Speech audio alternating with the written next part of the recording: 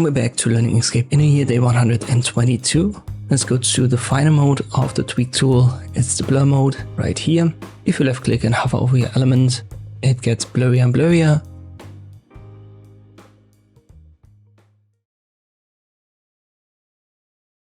Let me add a couple of elements.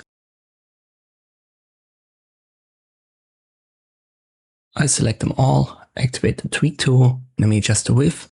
And it makes sense to have a force of like 10, set to 1 by 1. It's actually not the lowest, it's just the default. So 10 in this case is a little bit lower than 1. Sounds counterintuitive, but just trust me, with a value of 10, you can control that pretty well. And you can also go in the opposite direction. So you can basically erase or undo the blurriness by holding Shift and then left clicking and dragging over your objects.